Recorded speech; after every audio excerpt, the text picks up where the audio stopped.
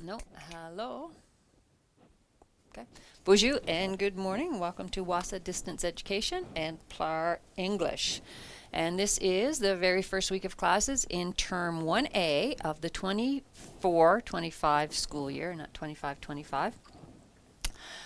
Two classes per week, Mondays and Wednesdays from 11 till 12, and that's Central Standard Time. If you're in the Eastern Time Zone, it's 12 till 1. To participate on radio, you can call in 1-800-465-7144 or locally 807-737-4017. If you want to participate on Zoom, you can use the link provided, or you can go to nnec-on-ca.zoom.us. The instructions for joining a Zoom class are in your study guide, so check that out. And we'll go through the study guide today in class, but just remember that the instructions are there. All PLAR English students are welcome to attend classes, so even if you signed up for IL, you can still attend the radio Zoom classes. The classes are a tutorial meant for all PLAR students. To contact me, you can use email, phone, or send a message on Facebook. The contact information, my email address, my phone number, and Facebook are all in the study guide as well as on the front cover of every lesson. And students who were working on the PLAR from last year, so over the summer or even last year in our term 2B, you can continue working on the key questions and continue to submit them to your teacher. Just make sure, I didn't put this here, but make sure that you have signed up for this school year at WASA. Okay, make sure you've completed an application for this school year and you've given it to your DEC, or you've completed an online application for us. The PLAR classes from last year are available on YouTube and will be updated as we record new classes. So the PLAR Math, PLAR English, PLAR Science, PLAR History, Geography classes from last year are all still available on YouTube. And as Jovi and I teach the new classes, we will update as we go along. But if you are working ahead of where we are in class, then you can go to watch the YouTube videos. They are available all year. Okay, our schedule for this year, the radio Zoom timetable is very, very small. We lost we're down a couple of teachers, and so we don't have the number of courses on radio Zoom that we normally have, but they are still available through IL. So if you want to do IL courses, please talk to your DEC and see what you can sign up for. And then, like I said, there are some radio Zoom classes as well that are being offered. So check out what you want and get registered as soon as possible, because as I mentioned, the term has already started. So materials that you receive now should be the updated materials. So they should be for the 24-25 school year, and you should see that on the front cover of the study guide and the front cover of the lesson. So it'll say 2024-2025 school year. If you started working on the PLAR English previously, so like last year, you may have the last year's copy. If you do have that, you can continue to work on it. Just be mindful that there have been a few changes since last year. So finish up whichever lesson you're working on and then get your hands on the new lessons, just to make sure you don't miss out on any of the revisions that have been made. So as I mentioned, all of the contact information is right there on the front page of your study guide and also on the front page of all of the lessons. So if you need to contact me, you will find that information, that contact information right here on the front cover. Okay, so now I'm not going to read through everything that's in the study guide. I'm just going to touch on a few things. You guys can read through the study guide on your own when you have a spare moment. So welcome to PLAR English, and PLAR means Prior Learning Assessment and Recognition. So it's not an actual course. It is basically a program, and it's based on, it builds on what you already know to get you your grade 9 and your grade 10 credits. So that's what PLAR is all about. So it's meant for students who are 18 years of age or older, and who have been away from school for a period of time. So this can get you your grade 9 and your grade 10 for the English credits that you are missing. So if after you've completed and passed the assessment, you will get 2 credits for your PLAR, for your English, the grade 9 and the grade 10. And depending on how many credits you are missing, you may receive a couple of extra credits as well from grade 9 and grade 10. Once you finish the grade 9 and 10 PLAR, then you move on to the senior PLAR and your senior courses. So PLAR grade 9 and 10 English is composed of 1 unit with 5 lessons. The course is self-contained and does not require a textbook, and you may submit completed key questions to your instructor, to me, or to your DEC, and then your DEC will send it out to me. In your lessons, you will notice that there are key questions and there are support questions. So as you go through, I'm not quite sure why this is not working. Oh, there you go. So in each lesson there are support questions and key questions, and you will be evaluated on your answers to the key questions only. So the support questions are practice. Okay, so after you read about a skill or we talk about a skill in class, then there are some practice questions there, the support questions that you should be doing before you attempt the key questions. Practice questions, the answers are at the end of the lesson. And you can check your own answers to make sure that you're understanding what we're doing. If you're doing really well with the support questions, you're not having any problems, then you move on to the key questions. The key questions are the questions that are used to assess your achievements, evaluate your learning. So once you've done the support questions, then you move on to the key questions, and the key questions are the ones that you send out to me for marking. Okay, those are the only questions you send to me. So the lessons help you prepare for the individual equivalency subject-based assessment test or the culminating activity. So most cases now we send out a culminating activity so that you don't have to worry about arranging a time that you can be at the Learning Center to rate the test.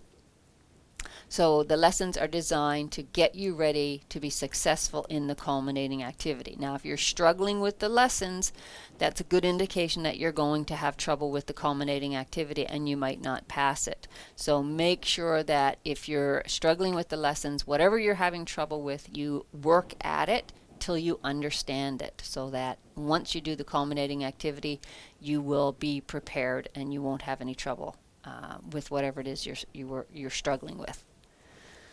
Okay, so when you're doing the lessons, it's important to send your work out regularly, either at the end of each week or after you've completed a key question. You don't have to wait till the end of the week. Okay, you can send your work, and we'll talk about this in a few minutes, in several ways. Which we'll talk about in a few minutes. You don't have to drop it off at your learning center. You can send it directly to me. So for submitting your work, let's see if we can get this. There you go. Submitting your work, there are, like I said, several ways. So the first way, of course, is to give it to your DEC, and then your DEC will send it out to us here in Sioux Lookout. If you can't get to your learning center, you don't have a learning center, or your learning center is closed for whatever reason, then you can submit your own work. You can either scan and email your own work to studentwork@nnec.on.ca and make sure you CC it to me, or if you have access to a fax machine, you can fax it. The third way is if you don't have access to a fax machine or a scanner, then you can use your smartphone. And you can do the same thing. You can either take photos of your work or use your smartphone to scan your work and then email it to studentwork@nec.on.ca and CC it to me. Make sure you type in that address correctly so that we get your work. Or send it via Facebook Messenger. So you can submit your work using Facebook. We also have, if you are in Sioux Lookout or in the surrounding area, we do have a mailbox on the outside of the building in the Wassa parking lot, or you can knock on the door and leave your work at the front. You can also use Google Docs and send me the link to your work. That works really well for English, for any class that has writing. Math, not quite so easy. And then, of course, you can use Google Classroom to complete and submit your work. So whatever way works best for you, that's the way you do it. Okay, on the next page of your study guide, there's a little bit about delivery. We already talked about there's going to be 2 live 1-hour radio Zoom classes each week. The schedule is there, so PLAR English will be offered via Radio Zoom, Term 1A and 2A, and in Term 1B and 2B it will be IL only. The classes will be available on YouTube during those terms, but it won't be offered via Radio Zoom. Okay, then there's a tentative schedule on the bottom of that page for when we will be covering the different topics, and it's tentative because it depends on holidays and things like that during the term, when we might miss classes or when we can do makeup classes and those types of things. So week 9 is the last week of classes. There are 9 weeks in each term, so make sure you keep that in mind as well. On the next page, there's a little bit of information about staying organized. So some things that you can do to stay organized so that you don't fall behind in your work. And then there's a little bit more about the lessons, what is going to be covered in each lesson. So you can have a look through that. Like I said, I'm not going to read through all of this. You guys can read through this on your own. And then keeping in contact, again, just more information about how to contact me. So phone numbers, email, YouTube, and Facebook. Why does this keep happening? On the next couple of pages is a little bit of information about getting an NNEC G Suite account. So if you don't have an email, or you can't remember your email or your password or whatever, you can get an nnecschools.org email for doing your schoolwork and submitting your schoolwork. If you want to use that, please contact me so that I can make sure that you are set up, that you have an NNEC Schools email, and that you have a password to access it. A little bit of information then on on-air protocol. So when you are in classes, there are certain expectations. So when you're signing in for class, you're calling in, make sure you listen and participate with your teacher and other students. So, if I'm asking questions, please answer the questions. Pay attention to the material being studied and participate during the broadcast rather than working on earlier assignments. So don't work on your assignments for this class or for a different subject while you're in class. Do not surf the internet unless it is part of the on-air coursework. Work on current assignments when given the time to on-air to do so. Use polite language. Inform the teacher if you need to leave the room during a broadcast or if you're leaving the class early. When you're asked a question, answer to the best of your ability. If you don't know, if you do not understand the question or you don't know the answer, just say, "I'm sorry, but I don't know." Please rephrase the question. What do you mean? I need more time, whatever. Okay? And one thing, because this is English, make sure you're careful with your spelling and your grammar when you're writing. Take your time. The bottom of the page is a little bit of information on plagiarism. Now, plagiarism is a serious offense. Plagiarism happens when a student borrows words or ideas from a source without giving credit to the source. So basically it means if you go to the internet, if you're asked to write a paragraph, descriptive paragraph on,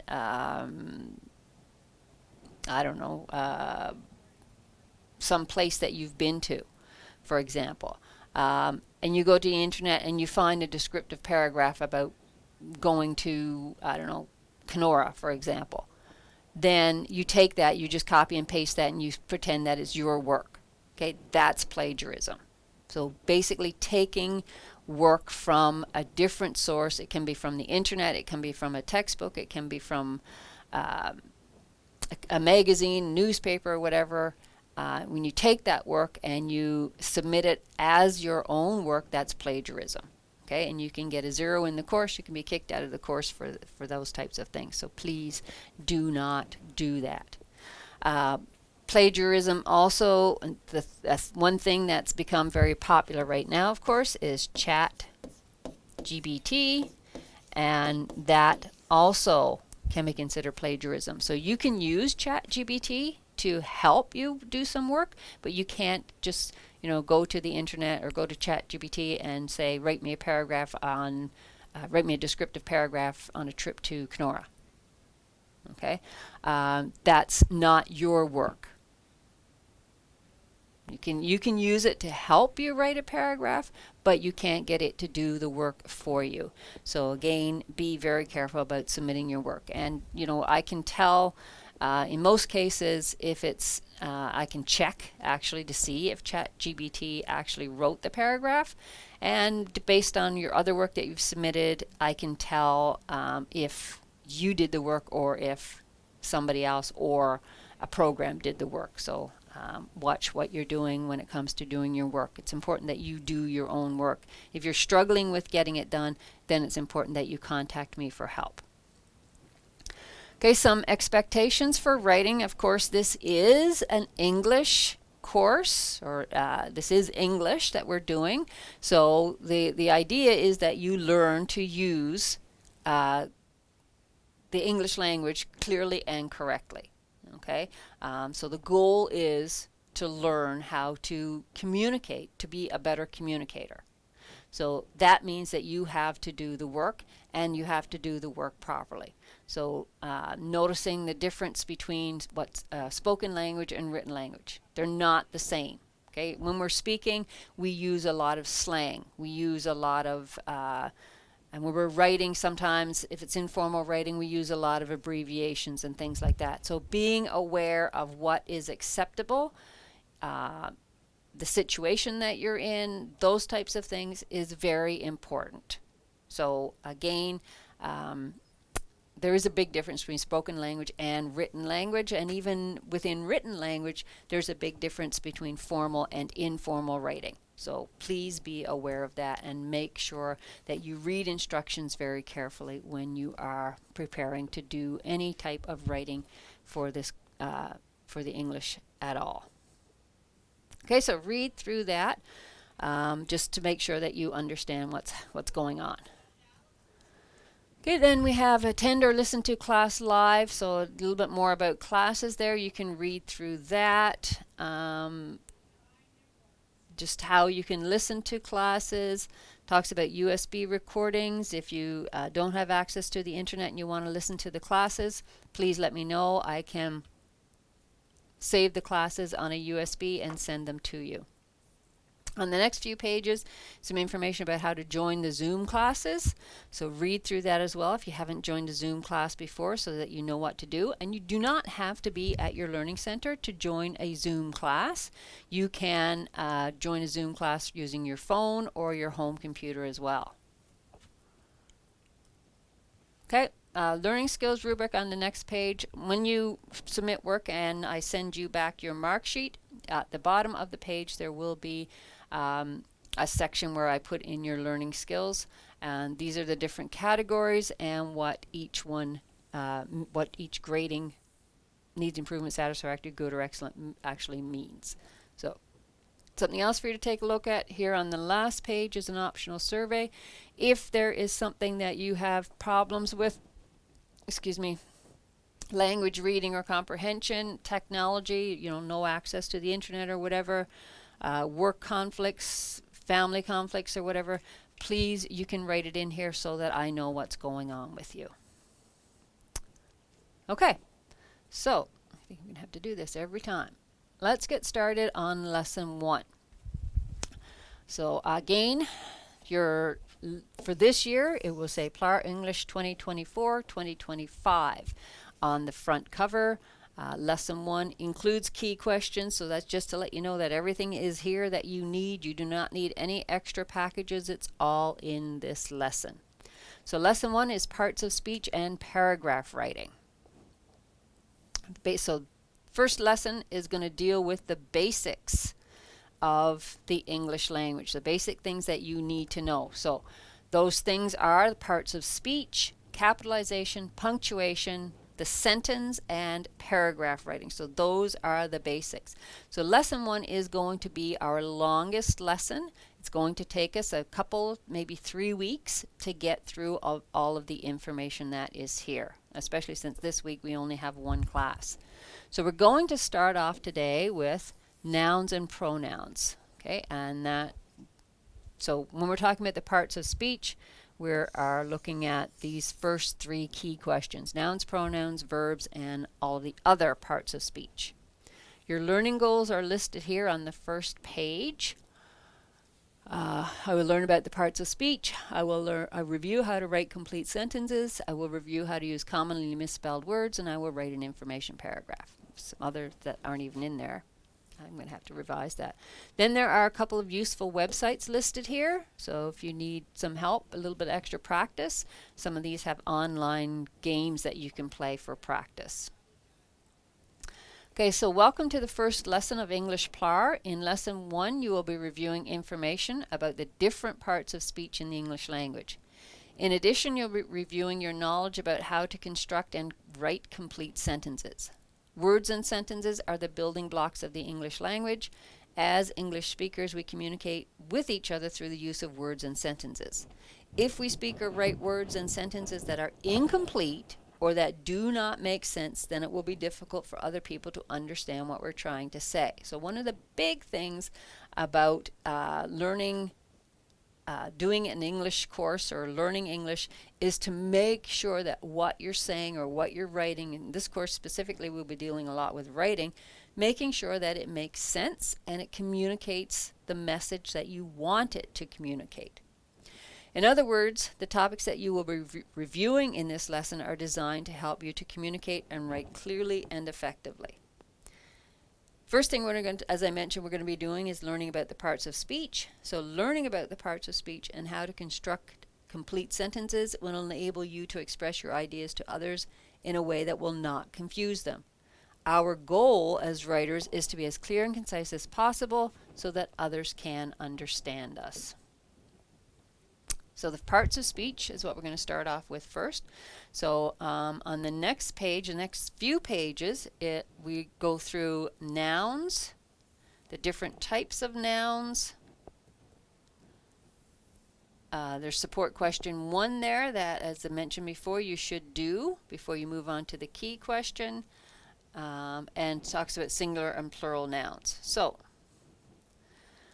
let's start talking about the parts of speech. So the parts of speech are the basic types of words that English has. So every word in the English language is a specific type of speech. It is important to be able to recognize and identify the different types of words in English so that you can understand grammar explanations and use the right word form in the right place. So the basic types of speech, and they might be broken down further. Usually we say there are 8 parts of speech.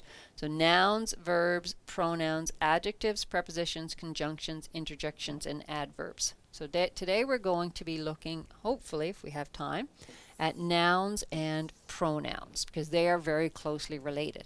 And then we'll move on to look at the other parts of speech. Knowing the parts of speech is absolutely vital to writing good sentences. The parts of speech are the building blocks of sentences. It is impossible to write grammatically correct sentences without knowing at least some of them. You may not be able to define what each one is, but you know what they are. So first of all, grammar as patterns. Grammar is essentially a system of patterns applied to words that organizes them in a particular way. Without a grammatical system, we wouldn't be able to communicate with one another. So grammar is very important. error identification. So if you know what the parts of speech are and how they work, then it's easier for you to find mistakes in your own writing, and it's easier for you to fix them. So it's important to be able to know grammar so that you can find any mistakes. Because sometimes when we're writing, we write very quickly to get our ideas down. But then when we go back and reread it, you might say, that doesn't make any sense. So then you're identifying that you have made a mistake. And so if you know what the parts of speech are, then you can find that mistake and you can fix it. Okay, parallelism problems result in awkward sentence structure. The sentence love and being married go together sounds awkward because the two things that are being compared, love and being married, do not have a parallel grammatical form. So love is a noun while being is a gerund and married is an adjective. The sentence sounds smoother reworded as love and marriage go together. Sentence variation, and we'll talk about this later on as well once we get more into sentences. So there are different types of sentences in the English language. 4 different types of sentences. And we'll talk about this especially when we talk about combining sentences. So there are, first of all, simple sentences, and these are sentences that have one independent clause. So basically a subject and a verb. So Mary likes tea. Very simple. Tells you one thing, that she likes tea. Mary did not go to the party. Again, very simple sentence. Second is a compound sentence structure. So compound, if you're familiar with what a compound is, it's 2 or more things. So a compound sentence is 2 or more independent clauses or 2 or more ideas joined by a conjunction or a semicolon. So I like coffee and Mary likes tea. That's 2 ideas. I like one thing, Mary likes another thing, and they are joined by the word and, which is a conjunction. Mary went to work, but John went to the party. Mary went to work is one idea, John went to the party. They are joined by the word but. Okay, so 2 ideas, 1 sentence. Our car broke down, we came last. One idea is our car broke down. Second idea, we came last, and these are joined by a semicolon. Okay, so more than one idea. Then we have complex sentences. So complex sentences, we're getting more complex. We're getting more difficult. So complex sentence consists of an independent clause, so that's one idea, plus a dependent clause. So a dependent clause starts with a subordinating conjunction or a relative pronoun and contains a subject and a verb but does not express a complete thought. So what that means, we missed our plane. So that is your independent clause. That makes sense by itself. It's an idea by itself. We missed our plane. Because we were late is a dependent clause. If we said that by itself, because we were late, with no explanation around it, it doesn't make sense by itself. Okay, so that's a dependent clause. So our dog barks is your independent clause. When she hears a noise is the dependent clause. He left in a hurry after he got a phone call. Do you know the man who is talking to Mary? So those parts of the sentences, because we were late, when she hears a noise, after he got a phone call, and who is talking to Mary, are dependent clauses because they don't make sense by themselves. So who is talking to Mary is, well, that can be, that is actually, I need to change this. I'm following the pattern too closely. So who is talking to Mary is the independent clause, and do you know the man is the dependent clause because it's not finished. Do you know the man? Well, what man? It's not a complete sentence. Okay, so those are complex sentences. And then the 4th type is called a compound complex sentence. So these consists of at least 2 independent clauses and 1 or more dependent clauses. So as the sentences get more complicated, they also become longer because there's more information contained in the sentences. So a compound complex sentence consists of at least 2 independent clauses and 1 or more dependent clauses. So John didn't come because he was ill, so Mary was not happy. Okay, so John didn't come, that's an independent clause. Because he was ill is a dependent clause. Mary was not happy, another independent clause, joined to the sentence by the conjunction so.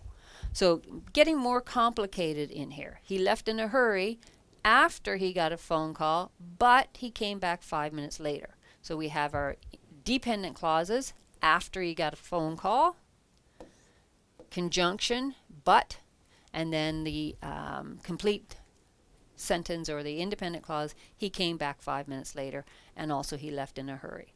So sentences giving us more information. They get more complicated. Okay, so that's a little bit about sentences, and like I said, we'll be looking more into different types of sentences later on when we start focusing on sentences. But for now, back to the parts of speech. So, first of all, nouns.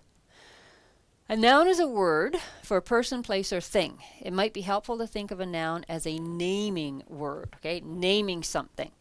So if you look at something and you can give it a name, then it's a noun. So there are different types of nouns, but all nouns can be classified as either a proper noun or a common noun. So a proper noun is the specific name given to a person, place, or thing. So a personal name or title. So for example, my name, that is a proper noun. Okay, so you can look at me and you go, oh, Bonnie. So that's a proper name, that's my name. Wasa is the name of our school. Sulookout is the name of our community. Okay, Ontario is the name of our province. Canada is the name of our country. Okay, so those are all proper nouns. They all start with a capital letter.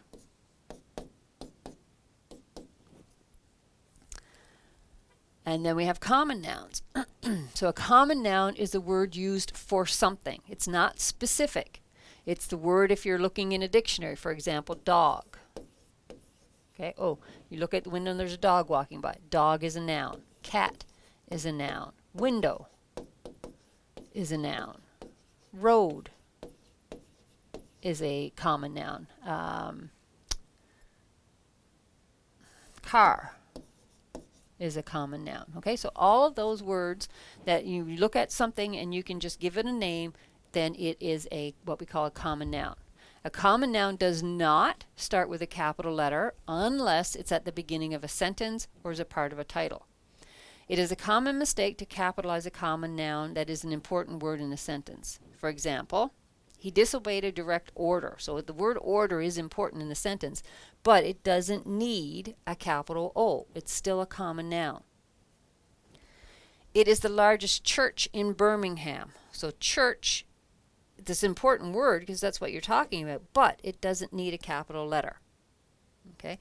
Birmingham is the name of a specific place, so it does need a capital letter. Okay, so you have to be careful with when to use a capital letter and when not to use a capital letter.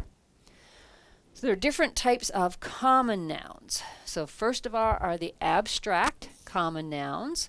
And abstract nouns are words, names of things that you can't actually see or touch.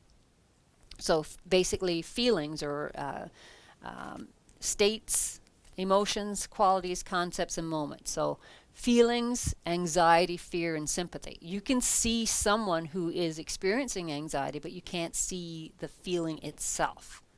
So, but you can give them a name. So they are nouns. States, freedom, chaos, luxury, emotions, anger, joy, sorrow, qualities, courage, determination, honesty, concepts, opportunity, comfort, democracy, and moments, birthday, childhood, marriage. So these are all common nouns. None of them need capital letters. Then we have concrete nouns. So a concrete noun is something you can see or touch. So some of the things that I already mentioned: dog, cat, wall, floor, tea, soup. Getting to be lunchtime, so I'm thinking of food. So those are things that you can see, you can touch. So they are concrete nouns. Collective nouns are nouns that are used for a group of people or things. For example, a team, a crowd, a band. Okay, so they are words that name a group of people or things. So on the team, there might be one team, but there might be 9 players. In a crowd, there's only one crowd, but there might be 300 people. Okay, so those are what we call collective nouns. Then we have compound nouns. So these are nouns that are made up of 2 or more words. And there are different ways to write them. Some of them have hyphen. Some of them are just 2 words that are separated, and some are one word, that 2 words that are put together to make one word. So mother-in-law is made up of the words mother, in, and law, and they are put together with hyphens. Forget-me-not, paperclip, same thing.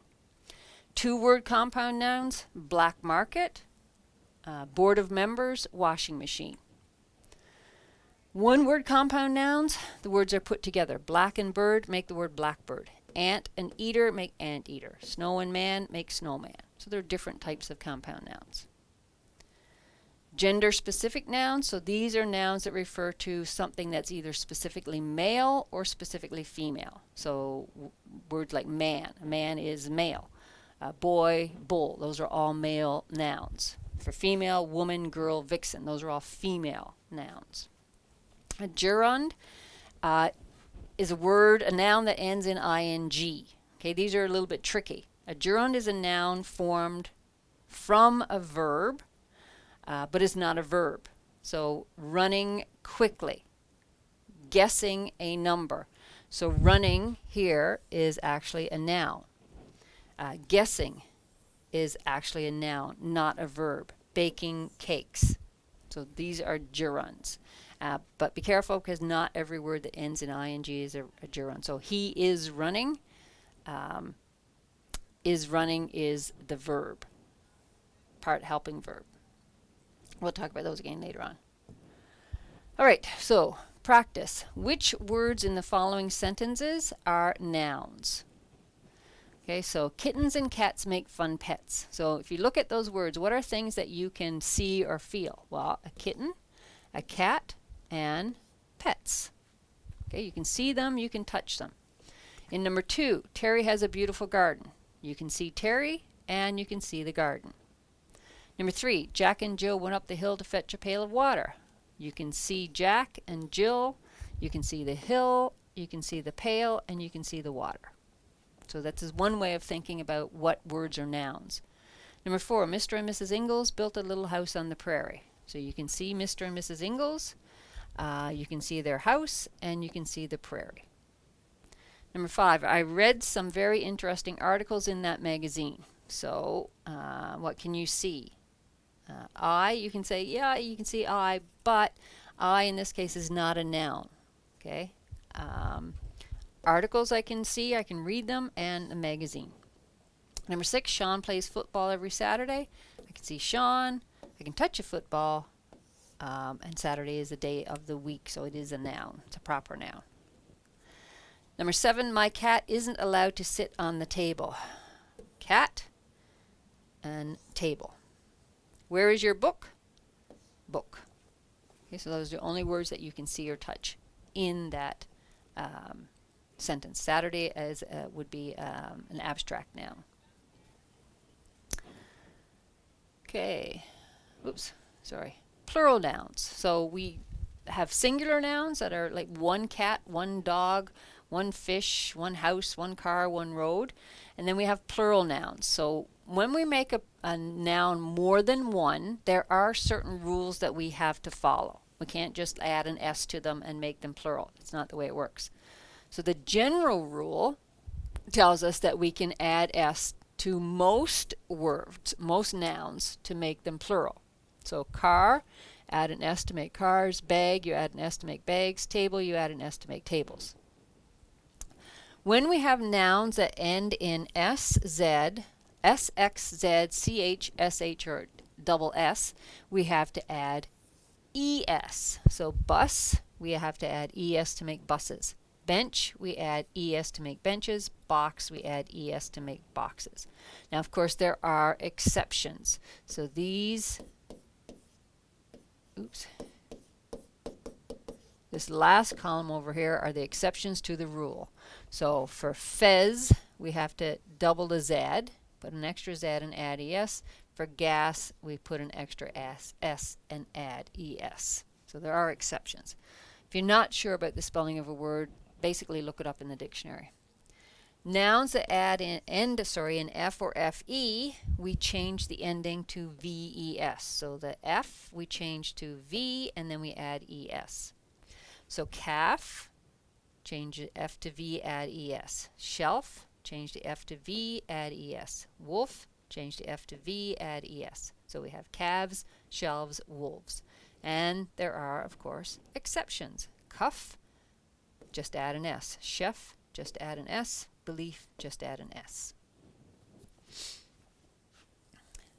Nouns ending in o, if they are preceded by a vowel, so if a vowel comes before the o, we add just an s. So radio, we've got an I before the o, so we add an s. Stereo, we've got an e before the o, so we add an s. Video, we've got an e before the o, so we just add an s. If the noun ends in an o and it's preceded by a consonant, then we add es. So potato has a t, so we add es. Hero has an r, so we add es.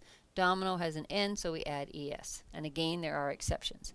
Piano has an n, but we only add s. Photo has just t, but we only add an s. And halo has an l, but we only add an s. And lots of these exceptions are because we get these words from different languages. Okay, nouns that end in y. So when the y follows a consonant, change the y to I and add es. So city, there's a T, a consonant before the y, so we change the y to I and add es. Candy, there's a D before the y, so we change the y to I and add es. Lady, there's a D before the y again, so we change the y to I and add es. When the y follows a vowel, the plural is formed by retaining the y and adding just an s. So ay, just add an s. Oy, we just add an s. And ey, we just add an s. So there's a lot of rules there, and they might be hard to remember. As I mentioned, if you're not sure, look the words up in a dictionary. It's the easiest thing to do. Okay, so a bit of practice. Convert each of these singular nouns to plural. We're not going to do all of them. We're just going to do a few of them just to look at it. So, reality, T before the Y. So if you need to, look back. What did it say? Words ending in Y. If it follows a consonant, change the Y to I and add es. So that would be REALITIES. So we change the Y to I, add es. Atrocity would be the same thing. Change the Y to an I, add es. Trolley, TROLLEY, we would do TROLLEYS because there's a vowel before the Y. Okay, poppy, change the Y to an I, add es. For dinner, we would just add an S. Gas, this was an example, SES. This is one of our exceptions. Staple, we would just add an S. Whiteboard, just add an S. Keys, just add an S. Bridges, just add an S. Theory, consonant before the Y, so we change the Y to I and add ES. Power, just add an S. Bus, SES, BUSSES. Tiger, just add an S. Cabinet, just add an S. Beach ends in CH, so we add an ES. Okay. All right, so that brings us to, in your lesson, support question 2, write the correct plural form for the singular noun. So do that, practice, and then if you're doing well with this, then you can move on to the key question. So that key question 1 for lesson 1. First question, you're going to circle the 12 nouns in the following sentences. It's worth 12 marks. Be very careful. Think about, okay, what can I see here? I can see a moose, I can see a road, and I can see a car. Circle, sorry. So moose, road, and car. So I can see and touch all those things. So ask yourself that. All right, pronouns. So on the next page in your lesson book, on page 7 and page 8 and page 9 is information about pronouns. So read through that information. I'm not going to read through the pages in your lesson. I'm just going to do a bit of extra work. So pronouns. So a pronoun is a word that can replace a noun in a sentence. The noun that is replaced by a pronoun is called an antecedent. Pronouns allow us to shorten our sentences and make them sound less repetitive. For example, the construction workers are building the office. The construction workers are making good progress. The construction workers should finish the project in no time. So we're repeating the construction workers in every sentence. We don't need to do that. Okay? We need to say it the first time because otherwise we don't know what we wouldn't know what we're talking about, or people wouldn't know what we're talking about. But in the second and third sentence, we can replace the words, the construction workers, with the pronoun they.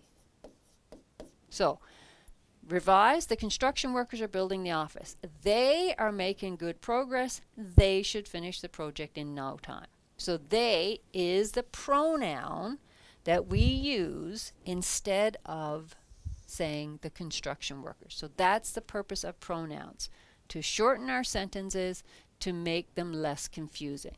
There are different types of pronouns, and they are listed in your lesson. So there's possessive pronouns that show ownership, yours, mine, hers, his, etc. And then, of course, singular and plural.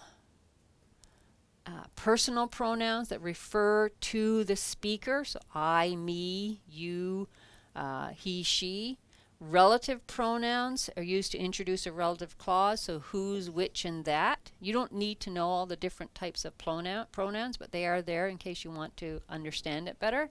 Reflexive pronouns refer to the same person, so myself, yourself, himself, herself, itself.